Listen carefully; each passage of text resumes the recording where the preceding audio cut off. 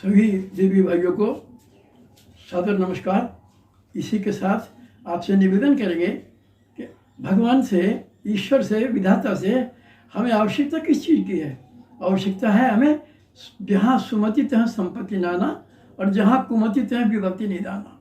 ये जितनी भी जो है परेशानियां हैं, जितने भी संकट हैं, जितनी भी जो उलझने हैं, जितनी भी प्रकार की जो है जीवन में समस्याएं आती हैं, एक किसका कारण है?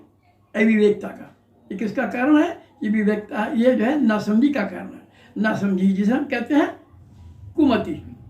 सुमति और कुमति, सुमति कुमति सबके और बस नहीं।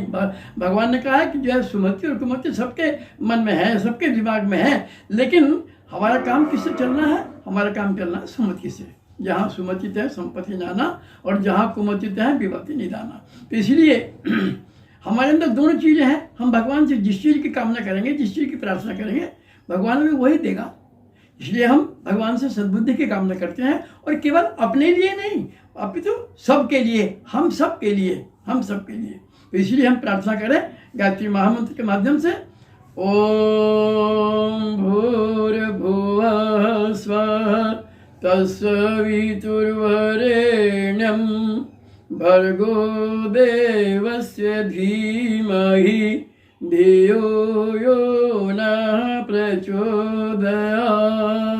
अखण्डमण्डलाकारं व्याप्तं येन चराचरं तत्पदं दर्शितं येन तस्मै श्री गुरुवे नमः, तस्मै श्री गुरुवे नमः। भाइयों बहनों, ये संसार जिसे हम भवसागर कहते हैं, ये एक बहुत बड़ी भूल भुलैया है। भूल भुलैया, तो भूल भुलैया में बाहर निकलने के लिए, अपने लक्ष्य को प्राप्त करने के लिए भूल भुलैया में एक गाइड की आवश्यकता होती है। बहुत बड़ी आवश्यकता होती है गाइड की।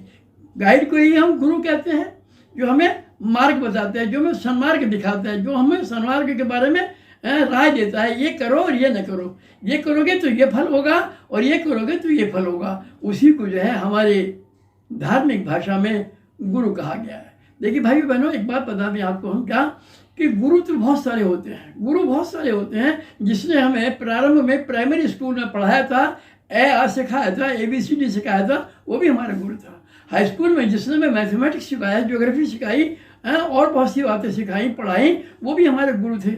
आगे चल कर के भी जो है PhD के अंदर जब हम पहुँचे, तो उसने जिसने हमें जो है थीसिस लिखवाई, वो भी गुरु था। लेकिन एक गुरु होता है जो हमें जीवन जीने की कला सिखाता है।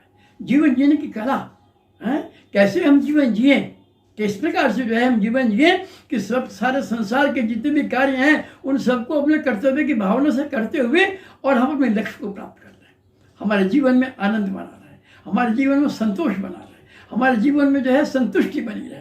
ये बहुत जरूरी है, ये बहुत जरूरी है। यदि हमारे जीवन में संतुष्टि नहीं हुई, यदि हमारे जीवन में संतोष नहीं हुआ, तो कितनी भी अपार संपदा हमारे पास क्यों न हो, कितनी भी अपार साधन हमारे पास क्यों न हो, कितनी भी जो है हमारा बड़ा परिवार क्यों न हो, लेकिन जहाँ पर संतोष नहीं होता है, जहाँ पर संतुष्टि नहीं होती है, जहाँ पर आंतरिक आनंद नहीं होता है, जहाँ पर प्रेम नहीं होता है, वह सब कुछ बेकार होता है। सब कुछ बेकार होता है। हर एक जीवन में वो आदमी हर समय जो है एक ही बात कहता रहता है, हम परेशान हैं, हम परेशान हैं, हम बड़े परेशान हैं। और आंतरिक शांति प्राप्त करने के लिए किनकी शरण में जाते हैं? संतों की शरण में जाते हैं। संतों की, महात्माओं की शरण में जाते हैं, धर्मात्माओं की शरण में जाते हैं। क्यों जाते हैं? इसीलिए जाते हैं कि उनके पास में जो है शांति है, उनके पास में संतोष है, उनके पास में संतुष्टि है, उनके पास में धैर्य है। हमारे पास वो चीज़ नहीं है। जिसके पास जो कुछ होता है वही दूसरे को दे सकता है। जिसके पास जो कुछ नहीं है उसके पास हमें मांगने से कोई लाभ नहीं है।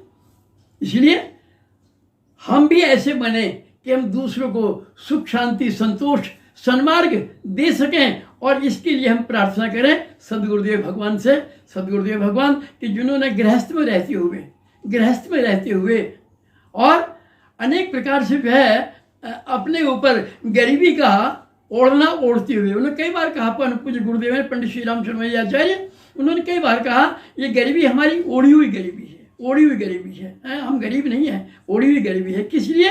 कि हमें ये आभास रहे कि जिस प्रकार से हम दूसरों को कहते हैं, बताते हैं कि भारतीय सामान्य जनजीवन, हम भारतीय सामान्य जनजीवन जिए, इससे अधिक न जिए और इससे कम न जिए। तो इस प्रकार से उन्होंने जिया और जैसा उन्होंने जिया वैसे जो है उन्होंने हमें भी इसी प्रकार से चलाया, बताया। उनके द्वारा जो युग निर्माण योजना का संकल्प लिया गया, हम युग का निर्माण करेंगे, ये संकल्प हमारा है। भाइयों बहनों, ये संकल्प जो है आप सबका है, केवल गायत्री परिवार का ही नहीं है, बल्कि जो है भारत के जितने भी लोग हैं उन सबका है, विश्व के जितने भी लोग हैं उन सबका है। यदि जो है हम अपना अपना सुधार करेंगे तो निश्चित रूप से जो है भ्रष्टाचार मिट जाएगा, जिसके लिए आज हर आदमी एक ही बात कहता है, ये भी हो गया, वो भी हो गया, मोदी जी आ गए, योगी जी आ गए, सब कुछ आ गए, भाजपा भी आ गई, लेकिन भारत से भ्रष्टाचार भी नहीं मिटा। हम अपने अंदर झांक करके देखें, क्या इस भ्रष्टाचार में हम भी तो भागीदार नहीं है? हम भी भागीदार हैं। हमें अपने काम के लिए दूसरा मना भी कर रहा है, लेकिन उसको रिश्वत देते हैं, अनेक प्रकार के जो है अनैतिक मार्ग अपनाते हैं। अनैतिक मार्ग अपनाना ही तो भ्रष्टाचार है। भ्रष्ट आचरण हम अपना आकलन करें।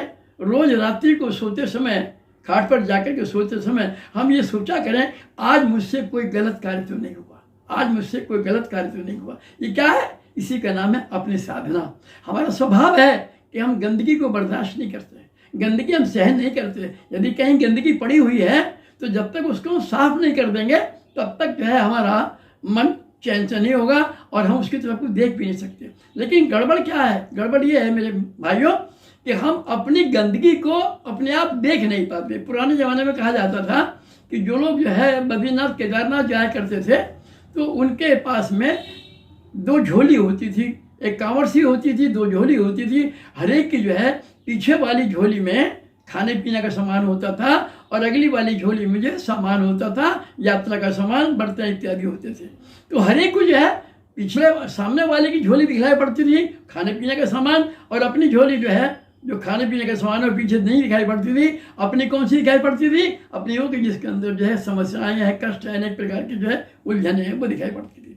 तो इस प्रकार से जो है हमारा विनम्र निवेदन है कि रोज रोज जो है अपना आकलन किया करें, अपना मूल्यांकन किया करें कि जो है आज हमसे कोई किसी प्रकार का अनैतिक कार्य, भ्रष्ट आचरण तो नहीं हो गया, हमने किसी को गलत तो नहीं है बोल दिया, हमने किसी के साथ वो व्यवहार तो नहीं किया कि जो हमें अपने लिए पसंद नहीं। परम पूज्य गुरुदेव ने बड़ा अच्छा सूत्र दिया है, हम दूसरों के साथ वो व्यवहार न करें जो हमें अपने लिए पसंद नहीं। इसी के साथ साथ मेरा विनम्र निवेदन है कि जो है आचरण के द्वारा ही जो है हमारा जीवन सुधर सकता है, हमारे परिवार का जीवन सुधर सकता है, समाज का जीवन सुधर सकता है। ओम शांति।